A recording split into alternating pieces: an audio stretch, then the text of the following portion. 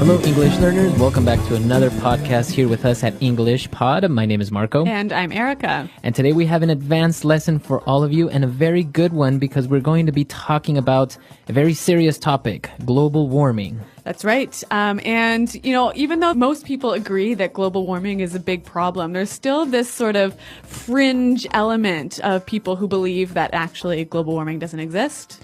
Exactly. So that's what we're going to be looking at today. But before we tell you more or less what the dialogue is about, let's take a look at some words in Vocabulary Preview.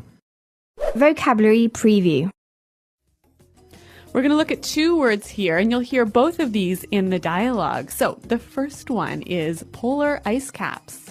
Polar ice caps. Polar ice caps. So when we talk about polar ice caps, polar is... Like the poles. The poles, right? The north and south poles of the Earth. Okay, so the extreme... The top and bottom. The top and bottom of the planet. Yep. Okay, and what about ice caps? So the polar ice caps are masses of ice that live or that exist on the top and the bottom of the world. We have these big chunks of ice that are on the top and the bottom of the planet. Yes, they're there all year round. Okay, so these are the polar ice caps. What about our next word? Well, next word is endangered species. An endangered species. An endangered species. Okay, so endangered species. It's a type of animal that is at risk of completely dying out. Okay, so it's not completely extinct. Right. So they're still... It's in danger. Okay, in danger of. Yeah. So an example of endangered species would be... the Bengal tigers. Okay, the tigers or the pandas, right? Or maybe gorillas. Right, so all of these animals, there are very few of them left in the world, so they are endangered species. Okay, so with that, I think we're just about ready to turn to our dialogue. Now, here we're going to learn a lot of language that you can use when you want to make an argument or express your point of view in a very sort of academic way. But Marco, what are we arguing about here? So we're going to listen as a college professor is lecturing about global warming and, well, one of the students doesn't really agree with what he's saying.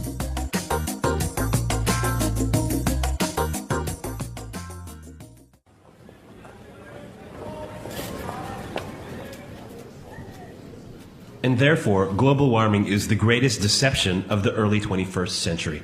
Questions?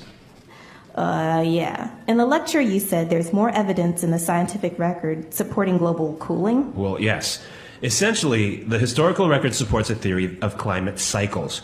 Warming and cooling are cooperating processes in the planetary ecosystem. If that's true, and the planet is getting cooler, what explains the rapid melting of the polar ice caps and the dramatic rise in the global average temperatures? But are global temperatures rising? If you look at the data from 1975, you'll be misled.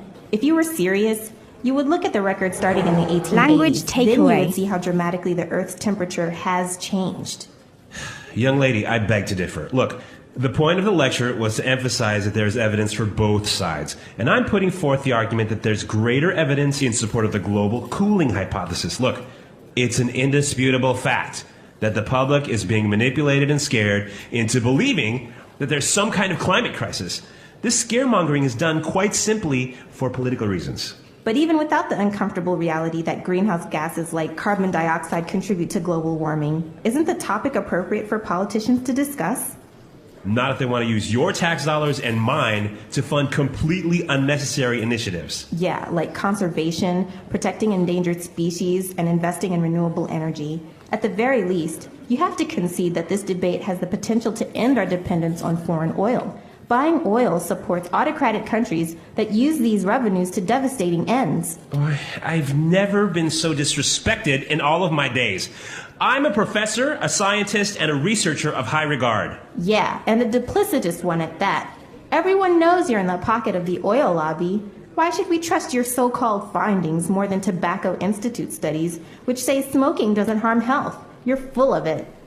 Some people just cannot handle civil debate.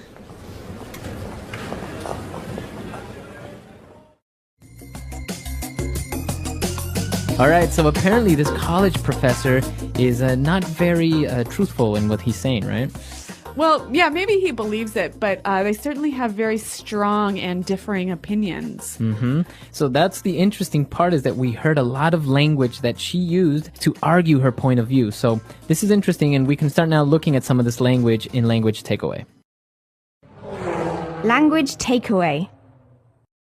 So the college professor was arguing against this idea of global warming, and she said, look, it's an indisputable fact. Okay, an indisputable fact. An indisputable fact. Okay, so let's break it down and let's take a look at this word indisputable. You can't argue against it. Okay, so something indisputable is you can't argue with it, and well, a fact. Something that's true. Okay, so you can't argue with this truth. Piece of information, yeah. All right, indisputable fact. So why don't we give a few examples?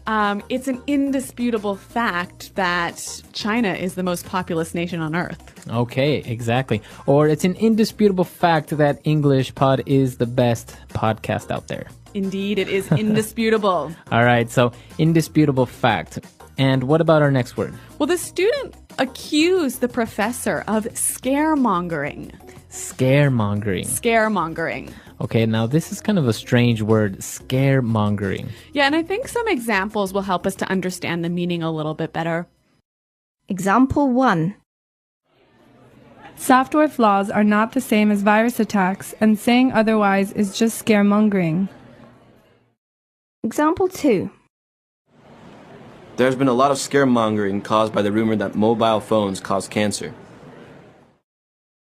Okay, so basically we understand that it's kind of putting fear in people's minds. Yeah, it's sort of like selling fear for your own benefit. Mm-hmm. Okay, so making people afraid for some objective or some purpose. Yeah, and you know, this word reminds me of the word a fishmonger.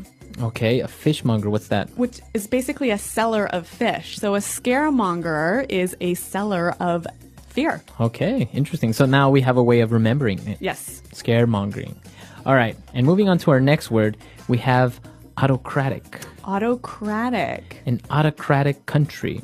So an autocratic country is ruled by someone who holds total power. Okay, so we have an autocratic country. So basically we have a leader that rules everything, right? Right.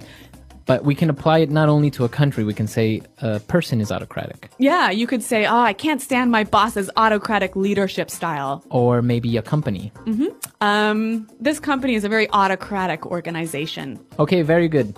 And what about our last word? The student accused the professor of being duplicitous. Okay, so she said he is duplicitous. Yes, duplicitous. All right, what does that mean? When you are duplicitous, you have behavior that is dishonest and is designed to trick people. Okay, so you're not a very honest person if you're duplicitous. Yeah, you're telling lies as a means of making people do something or tricking them. Okay, very good. So a duplicitous person or a duplicitous idea, maybe? Okay. All right, so these are all the words that we have on language takeaway today. But now let's move on to some very interesting phrases that we can use to put forward some arguments in Fluency Builder. Fluency Builder. Okay, and Marco, you actually just mentioned our first phrase, which is I'm putting forth the argument that. Okay, so putting forth the argument that. So if you put forth an argument, You present it. you present it or you push it towards somebody. Yeah, you give right? it. So can we just put forth an argument? Well, actually, you can put forth a lot of things, like put forth a suggestion Okay, I'm putting forth a suggestion that we should get a new computer. or an idea. Tim put forth the idea that we should go on vacation to Hawaii. Ooh, good idea. All right, so you can put forth many different things. So the professor obviously is putting forth the argument that global warming is a myth. And the student obviously totally disagreed. And she said, you have to concede that. Okay, you have to concede that. You have to concede that. All right, so this word concede, or you have to concede, why don't we listen to some examples before we listen to the meaning? Example 1. I'm sorry, but I can't concede with you on this point. Example 2. Julie conceded that she might have forgotten her sister's birthday. Example 3. Both philosophers conceded that their philosophies have some errors. Okay, so you have to concede that. Basically, you have to agree that this one point in my argument is true. Maybe you're arguing many different points with somebody, but you tell them, well, you have to concede that the earth is round. Okay, so that part I can't argue with. It's really true. Okay, very good. So concede. Now, at the end of the dialogue, the student accused the professor of being in the pocket of the oil lobby. Okay, so he's in the pocket of. To be in the pocket of. All right, so if I have somebody in my pocket, what does that mean? It means basically you're bribing them. Okay, so maybe I have the senator in my pocket. Okay, so obviously you're paying the senator to do what you want. Okay, very good. So it's another way, it's a very informal way of saying I'm bribing somebody or that person is being bribed. That's right. All So right. why don't we move to our final phrase? And the students was talking about the professor's so-called findings. Okay, so your so-called findings. So-called. So this word so-called. You use this word when you want to take away from the importance of an idea. Or all right, so I use it before a noun, right? Right. So for example, my so-called friends. Okay, so these friends are not really your friends maybe. So yeah, they're friends in name, but they don't act like friends. Okay, so you can say my so-called job. Okay, so maybe you kind of go to work but do nothing all day. Right, or maybe you don't even really like what you do. Right. Right, so my so-called job, my so-called friends, or maybe my so-called teacher. Okay, so this is a bad teacher. Exactly. So we use it a lot with many different nouns, right? That's right. So that's our last phrase for Fluency Builder. Now, I think it'll help us to understand these words and phrases a little bit better, to hear them again in context.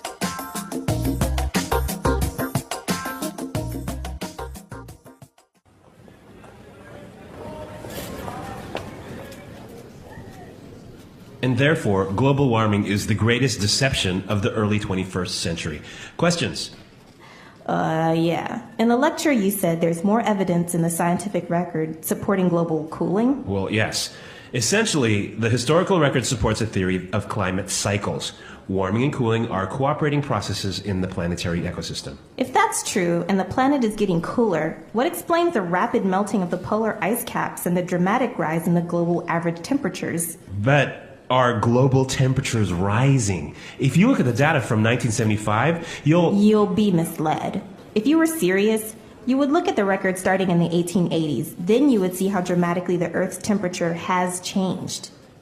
Young lady, I beg to differ. Look, the point of the lecture was to emphasize that there's evidence for both sides. And I'm putting forth the argument that there's greater evidence in support of the global cooling hypothesis. Look, it's an indisputable fact that the public is being manipulated and scared into believing that there's some kind of climate crisis.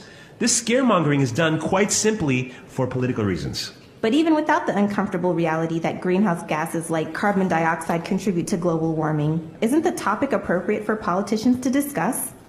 Not if they want to use your tax dollars and mine to fund completely unnecessary initiatives. Yeah, like conservation, protecting endangered species, and investing in renewable energy. At the very least, you have to concede that this debate has the potential to end our dependence on foreign oil. Buying oil supports autocratic countries that use these revenues to devastating ends. Boy, I've never been so disrespected in all of my days. I'm a professor, a scientist, and a researcher of high regard. Yeah, and a duplicitous one at that. Everyone knows you're in the pocket of the oil lobby. Why should we trust your so-called findings more than Tobacco Institute studies, which say smoking doesn't harm health? You're full of it. Some people just cannot handle civil debate.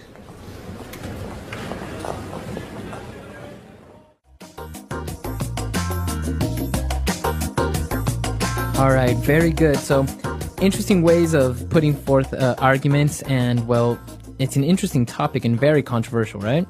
That's right. But what I noticed in this dialogue is that the student was pretty assertive in putting forth her argument and standing up to the teacher. Right. She argued with the teacher a lot, and this is interesting because it's a very cultural aspect, I think, right? Yeah, in North American universities, there is this idea that it's really important to think critically and to argue against different ideas, and to to really speak up when you don't agree with something. Right. So basically, there's this culture of questioning. Yeah, Not only yeah. what you're being taught, but you can also question the teacher. You don't actually have to believe everything that the teacher is saying. Exactly. And actually, I think this situation is really interesting. You always go to these lectures and there's always a question and answer period at the end of the lectures. And I think that there's like this group of sort of academically minded people who feel like it's really cool to ask these really difficult questions and engage in arguments with the profs. Yeah, that's really true. But actually, she used a lot of polite language and a lot of polite ways of actually arguing with the professor until the last point when she said, "You're full of it." Yeah, you're full of it. Right? You're full of it. So what's she saying here? All right, she's basically saying that you're full of shit. Marco. So yeah, you wouldn't really say that. So to be a little bit less rude, you would just say you're full of it. Yeah, but that is one step too far. I think this would be considered a little bit rude in university. For a professor, yeah. But I guess if you don't believe what your friend is telling you, or maybe he's exaggerating, you can say, "Oh, you're full of it." Yeah. Okay, so some great argumentative language here in this dialogue, but we want to give you an opportunity to try out some of this language. So come to our website at englishpod.com. Right, we are there to answer any questions or doubts, and we'll see you guys there. All right, guys, until next time, goodbye. Bye.